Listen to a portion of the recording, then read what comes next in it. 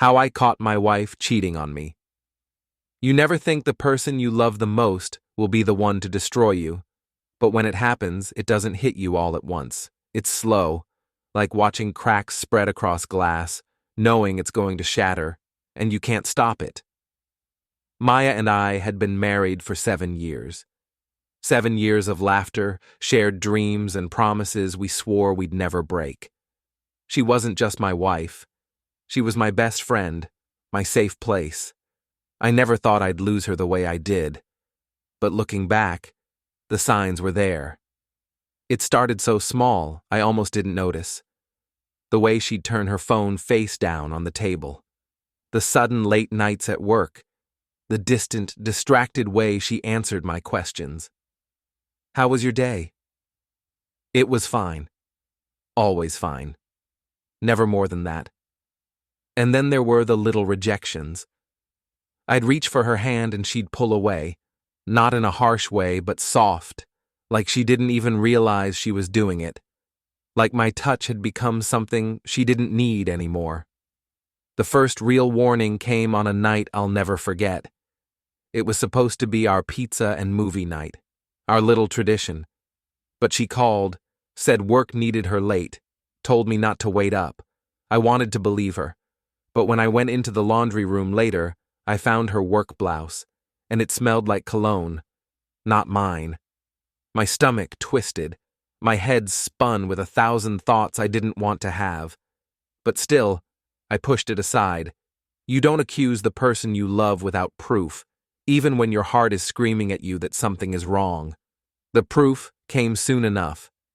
The next night, while she was in the shower, her phone buzzed on the nightstand. I shouldn't have looked. I never had before. But this time, something told me I needed to. One message. That's all it took to destroy everything. Can't wait to see you again. I felt like I couldn't breathe. My hands shook so badly I almost dropped the phone. I wanted to tell myself there was an explanation, maybe a friend, maybe a joke, but deep down, I already knew. When she came out of the shower, smiling like nothing had happened, I looked at her and felt cold, like I was staring at a stranger wearing my wife's face, but I didn't say anything. Not yet. Because if I was going to confront her, I needed to know the whole truth. So I watched, I paid attention, and when she said she was going out for a girls' night that Friday, I followed her. My heart was pounding the entire drive. I kept telling myself I was wrong. I prayed I was wrong.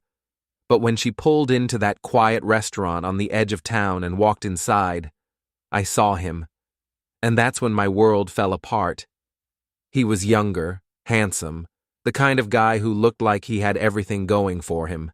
And the way she smiled when she saw him, that smile I hadn't seen in months, it felt like someone had driven a knife straight through my chest. I sat there in my car, watching through the window as they laughed, and leaned in close.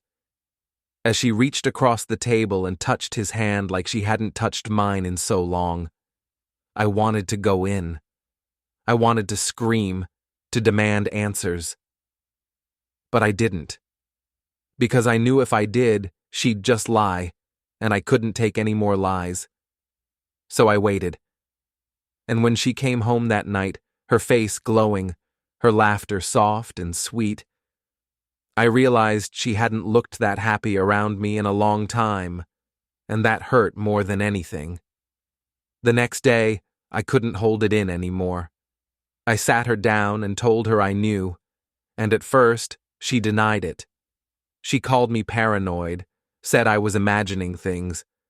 But when I told her I'd seen them, when I described the restaurant and the way she smiled at him, the color drained from her face. And then came the tears, the apologies.